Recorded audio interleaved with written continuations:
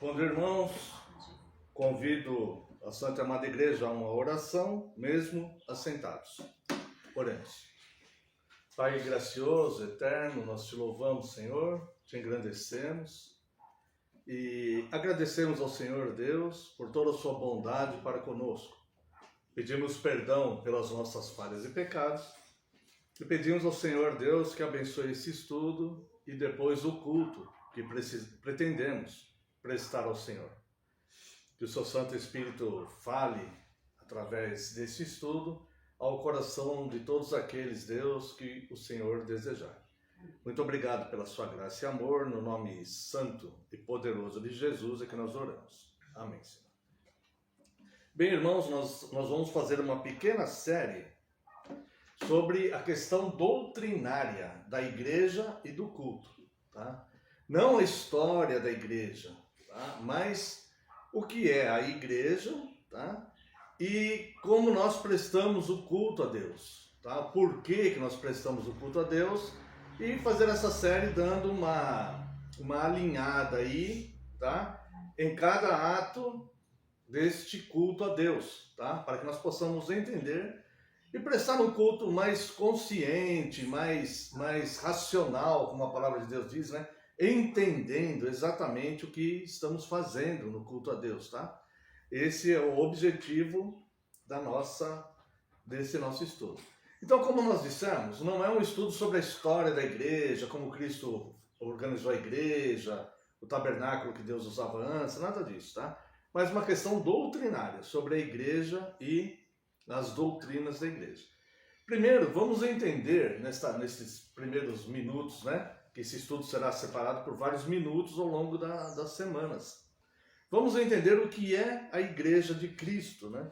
Então eu convido os irmãos à leitura na primeira carta de Paulo a Timóteo, capítulo 3, onde nós leremos os versos 14 a 16, um texto bastante conhecido, tá? Primeira carta de Timóteo, capítulo 3, versos 14 a 16.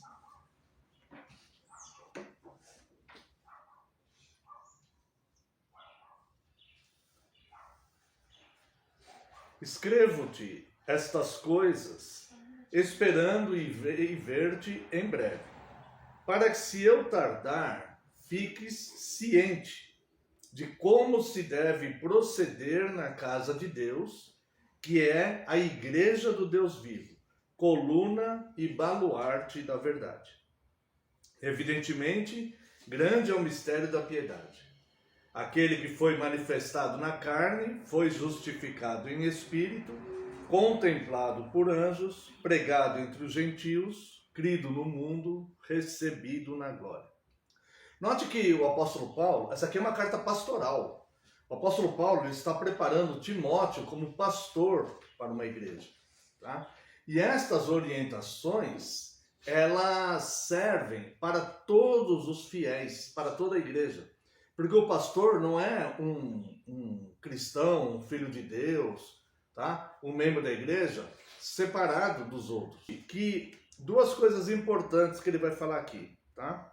É claro que o pastor ele tem uma vocação, os irmãos podem até ter a mesma vocação pastoral ou outra vocação. Mas aqui vai se referir ao procedimento no culto, na igreja, tá? Não está falando aqui daquelas orientações próprias, pertinentes ao ofício pastoral, mas como proceder na igreja, tá? Então, note que o apóstolo Paulo usa algumas coisas aqui, ó. Escrevo-te essas coisas, esperando e ver-te em breve. Agora, note só, para que, se eu tardar, fiques ciente, ou seja, tenha conhecimento, saiba, entenda o que você tem que fazer na igreja. Se você não entender, né? Se eu não entender, se cada um de nós não entender o que é o culto ele vai ficar desfocado na nossa mente, tá? Ou vai ser uma coisa chata, porque eu tô ali, aí canta salmos, canta tudo, e todo domingo eu vou lá, e alguém fica falando e tal. Só que como eu não tenho conhecimento, não estou entendendo, não tenho consciência do que eu estou fazendo ali, isso se torna maçante, se torna cansativo. A partir do momento que eu tenho consciência do que eu estou fazendo ali, como que eu estou prestando o meu culto e tudo, essa figura se torna totalmente diferente, porque vai haver uma interação com o Deus do universo, tá? Então isso vai se tornar uma outra coisa. Então, aqueles pensamentos que ficam divagando, como é que eu estou, como é que está a minha unha, como é que está meu time, o que eu vou fazer de almoço, essas coisas vão desaparecer da nossa mente. E nós vamos prestar um culto, sabe? Entendendo o que nós vamos fazer, tá? Então note que ele fala assim, ó.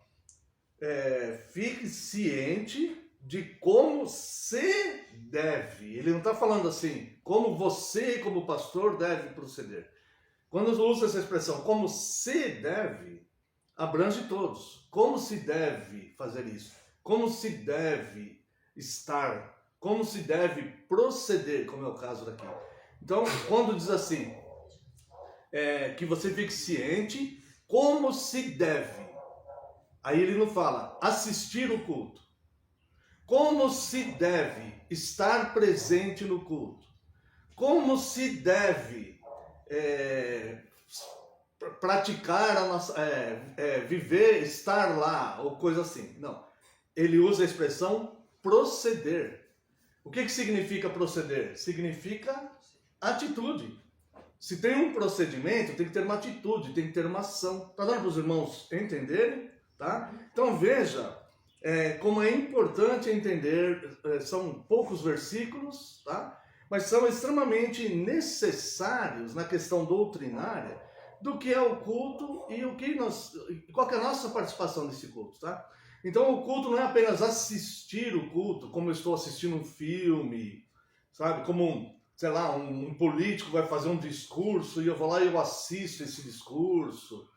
O culto não é isso, tá? Para o culto, cada um, como ele diz aqui, como se deve, ou seja, não como você deve, mas como se deve, ampliando isso para todas as pessoas que fazem parte do culto, tá? Como se deve proceder, ou seja, que atitude você tem que ter diante deste culto. Tá ficando claro isso, irmãos?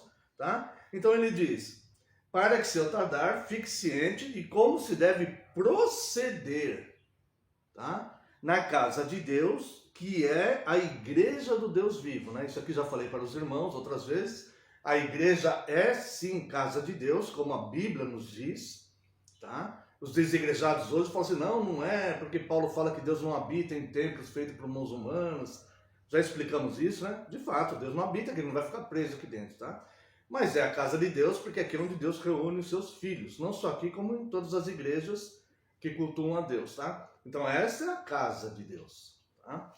Então, como se deve, para que fique ciente, que tenha ciência, compreensão, entendimento do que eu devo fazer, tá? De qual é o meu proceder, a minha atitude. Ou seja, o que nós entendemos aqui? Deus não quer que nós sejamos passivos no culto. Não é isso que Deus quer. Deus não quer que nós fiquemos ali e que somente a palavra de Deus fique sendo falada ali tudo. Poderia ser isso? Poderia, porque Deus pode fazer isso. E Ele tem direito disso, né? Mas Deus, Ele quer um relacionamento. Esse é relacionamento. Tá? Interação. Tá? Então, nós estamos interagindo com Deus. Isso é muito importante entender no culto. Tá? Porque nós estamos prestando. Por isso que no momento de culto, nós devemos esquecer todas as coisas da nossa vida. Tanto as coisas que desejamos, nossas euforias, nossos sonhos, como as coisas que estão nos inquietando durante a semana. Sabe aquelas coisas que estão acabando com a gente, estão desmoronando a gente? Deixa tudo para lá. Isso aqui é momento à parte. Isso aqui é momento do céu na sua semana. Nós vamos viver o céu. Tá? Então esse aqui é um momento onde nós estamos presentes com Deus, interagindo, ouvindo o que Ele tem a nos ensinar e respondendo a Ele, né? Então nós estamos interagindo, tá? E Deus, Ele quer que nós façamos isso de forma consciente, tá? Estejamos cientes dessas coisas, tá? E depois Ele vai dizer que a igreja é coluna e baluarte da verdade, tá? Então, note que Jesus ele fala, eu sou a verdade. E ele usou a igreja, note a importância da igreja. E o porquê que não existe nada tão combatido no mundo quanto a igreja. A igreja que há de mais combatido no mundo é a igreja de Cristo. Se você olhar nas redes sociais, dificilmente você fica 2 horas lá, uma hora que seja, nas redes sociais, sem ver nenhuma postagem agredindo a igreja. Alguém vai agredir a igreja de algum jeito. A igreja é o que tem de mais combatido no mundo. No entanto, essa igreja é baluarte. O que é baluarte? É uma fortaleza inexpugnável, ou seja, é uma fortaleza que ninguém consegue penetrar.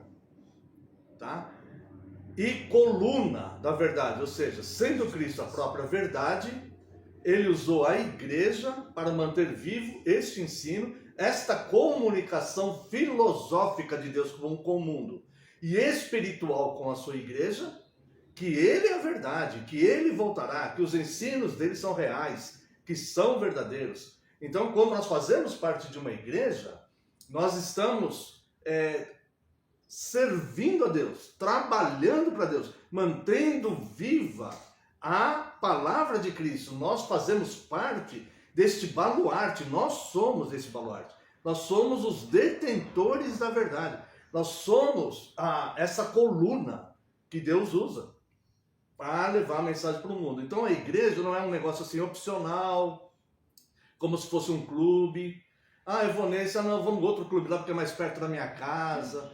Não, eu vou lá no outro clube porque me dá mais vantagem. Igreja não é isso.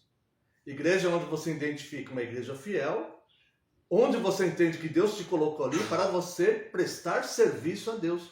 O culto é serviço, né? Então, quando Deus estava tirando o povo lá do cativeiro egípcio, ele fala, a mensagem que ele manda para o faraó, qual que é? Deixe meu povo ir para me servir no deserto, tá? Esse serviço é culto.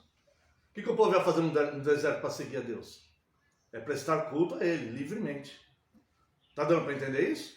Tá? Então, a igreja, ela é coluna e baluarte da verdade. Tá? Depois o apóstolo Paulo vai dizer que esse mistério de fato é grande, o mistério da piedade, tá? Ele é grande, né? Posso fazer a pergunta? Sim, claro. Esses estudos são para interagir. Por que a palavra baluarte, ela é complexa? E explica para mim, por favor. É como eu disse agora há pouco, é uma espécie de fortaleza inexpugnável. Algo que defende, vamos supor, um soldado com um escudo muito protetor, uma roupa muito protetora, tá? Ou um muro muito forte onde é impossível penetrar, onde setas não podem entrar, onde aquilo não vai ser destruído, porque não haverá como entrar ali. Não é também, eu sempre pensei que baluarte também fosse sabe a bandeira que aquele que carrega? Aí é estandarte. Aí é estandarte. Aí é estandarte, né? Tá? Então, baluarte a melhor definição mesmo é uma fortaleza inexpugnável, tá? Algo acima do... porque pode ser até atingida, mas não destruída. Não destruído, tá? Então, quer dizer, é algo que protege a palavra de Deus. A igreja, ela é coluna que mantém a estrutura da palavra de Deus para as gerações, tá? E ela protege a palavra de Deus. Se não fosse a igreja, irmãos, não haveria mais a pregação. Tá? A pregação se perderia no tempo, né? Então, veja que isso aqui, Cristo está falando, Paulo está falando lá 2000 anos atrás, né? 2000 anos atrás. Então, a igreja, ela passa por... A Bíblia, ela é progressiva e não progressista.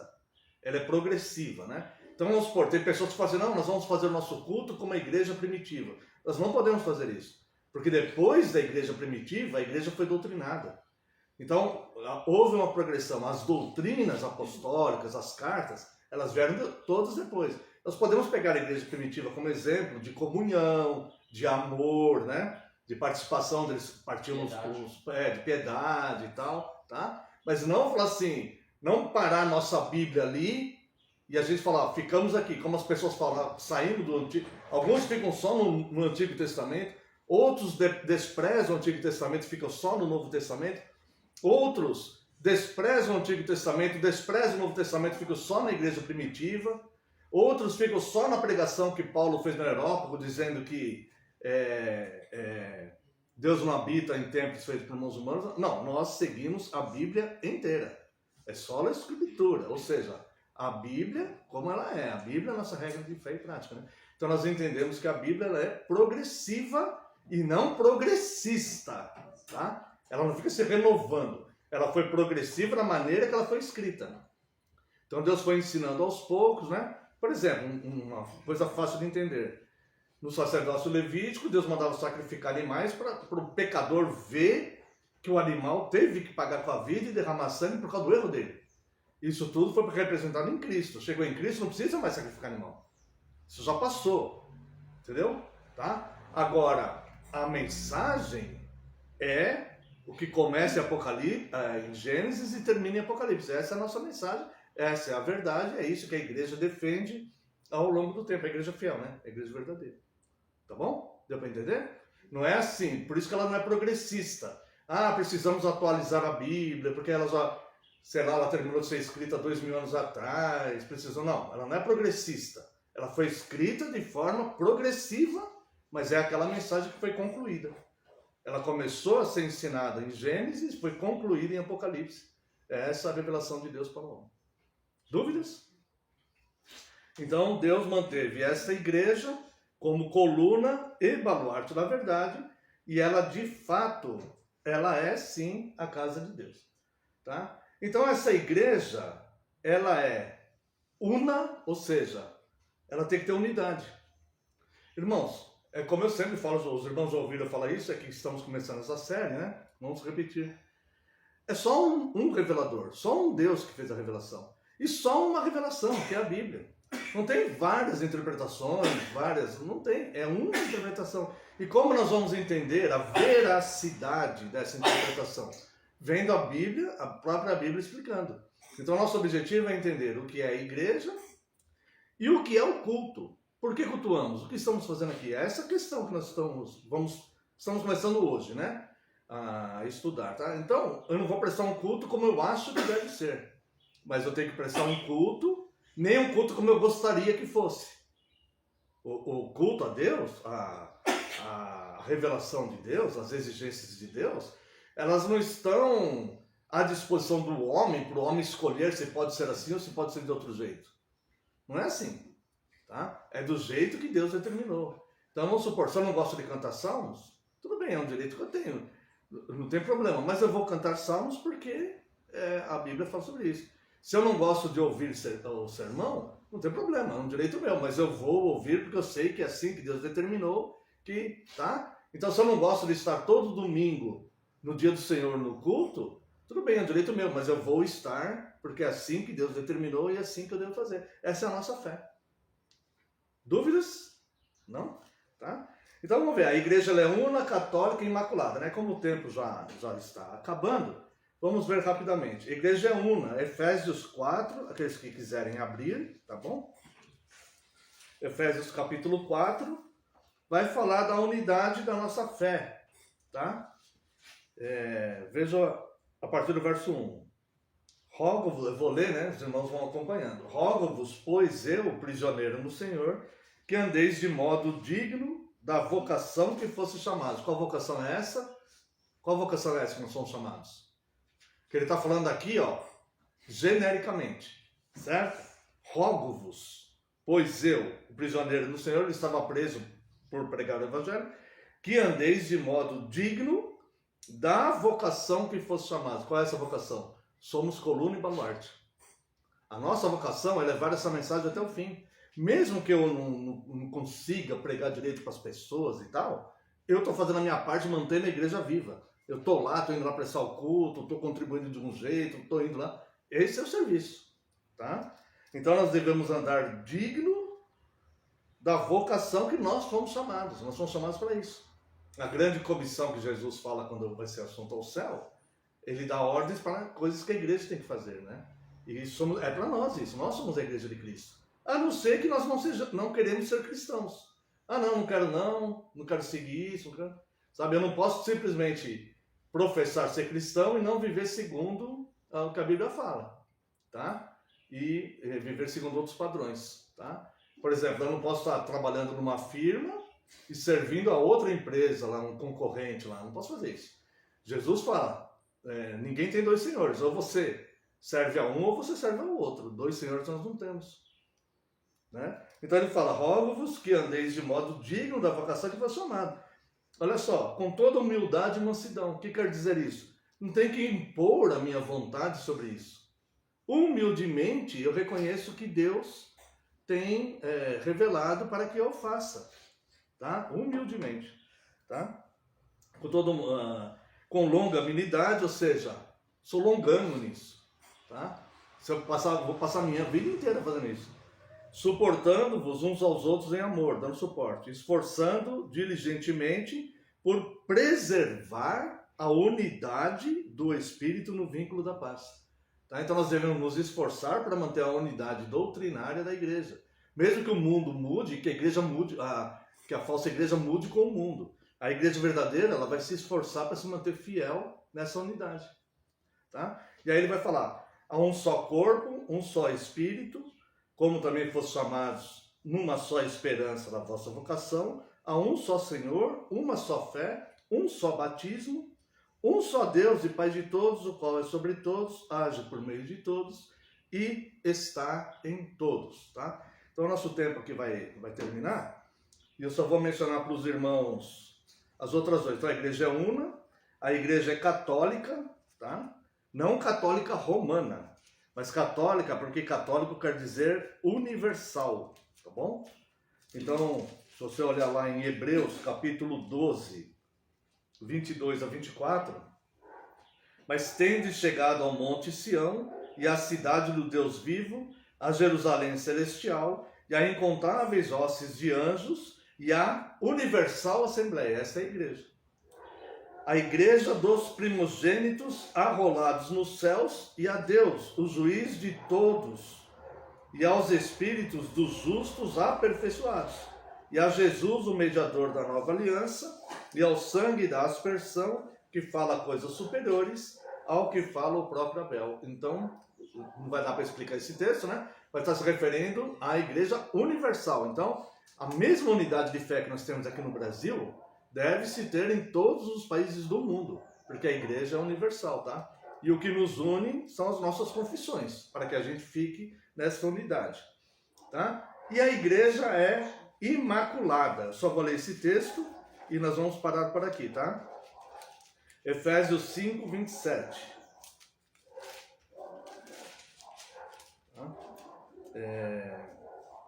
Para apresentar a si mesmo igreja gloriosa, sem mácula, nem ruga, nem coisa semelhante, porém santa e sem defeito. Aqui uma analogia do matrimônio. Usando o matrimônio de homem com mulher, Paulo usa essa analogia do casamento homem e mulher para falar o casamento de Cristo com a igreja. Tá? E a igreja que ele vem buscar é a igreja gloriosa, sem mácula, nem ruga, nem coisa semelhante, porém santa e sem defeito. Ou seja, é a igreja sem a imoralidade, sem a heresia, tá? Sem nenhuma mancha. Os homens erram? Erram. Mas a igreja vai corrigir e a igreja não pode permanecer ou aceitar a imoralidade e o pecado no seu meio. Então a igreja é santa, o que vai diferenciar a igreja da falsa igreja, que é chamada de meretriz, no capítulo 17 do Apocalipse. Então haverá, é como se fosse duas mulheres, né? O Apocalipse vai representar duas mulheres a partir do capítulo 12. Tá? A verdadeira, que é a noiva, que Cristo vem buscar, que é a santa, imaculada, tá? Que é sem defeito, e a meretriz, que é a que se corrompe, né? Com o tempo e aceita outras coisas como se fosse uma prostituição, para manter membros, para manter prestígio, para ter influência no mundo, para ter dinheiro, por qualquer outro motivo, tá? Então ela se vende, vamos dizer assim, para obter alguma coisa. Agora a verdadeira é a que Cristo vem buscar, que é a noiva pura e imaculada. Amém? Na próxima semana, se Deus nos permitir, vamos dar sequência sobre como será o culto, tá? E por que cantamos salmos, hinos e o que eles representam para nós. Deus abençoe a todos.